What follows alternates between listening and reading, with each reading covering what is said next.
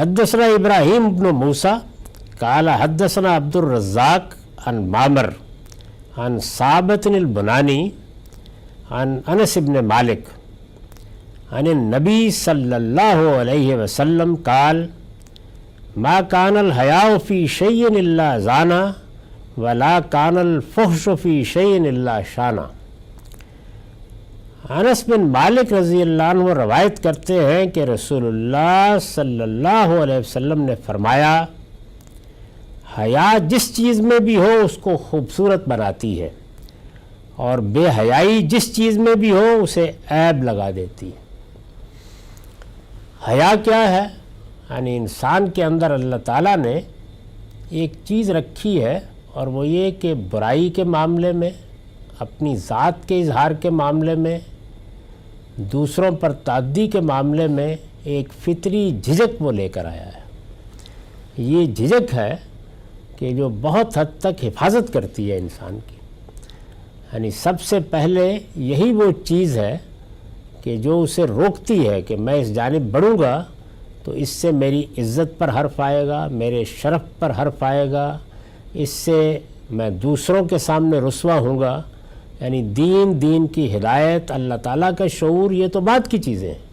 سب سے پہلے یہ چیز ہوتی ہے انسان کے اندر۔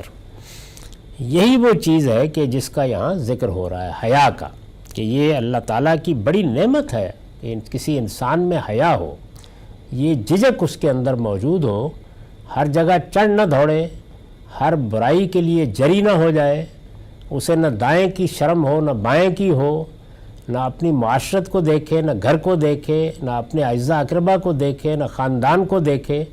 یہ چیزیں انسان کی ابتدائی حفاظت کا ذریعہ بنتی ہیں۔ اس کے بعد اس کا علم اور شعور آگے اس کی رہنمائی کرتا ہے۔ تو فرمایا کہ حیا کے بارے میں یہ ذہن میں رکھو کہ یہ جس چیز میں بھی ہوتی ہے اس کو خوبصورت بنا دیتی ہے۔ یعنی اگر حیا موجود ہے تو اس کا ظہور دین میں ہوگا، دین میں خوبصورتی آئے گی، گفتگو میں ہوگا، گفتگو میں خوبصورتی آئے گی، میل جول میں ہوگا، میل جول میں، یعنی تہذیب کا گویا ذریعہ بنتی ہے یہ۔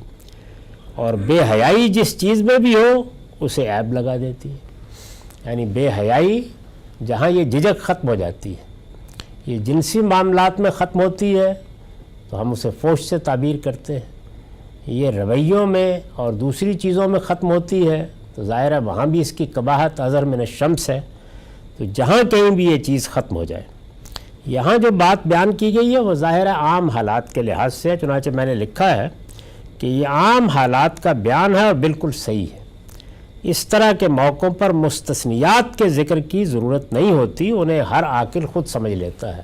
یعنی وہ موقع بھی ہوتے ہیں جہاں جرأت، جسارت، آگے بڑھ کر کچھ کہنا یا کرنا ہوتا ہے، وہ مواقع ہوتے ہیں، وہ یہاں مستثنیات بیان کرنا پیش نظر نہیں ہے۔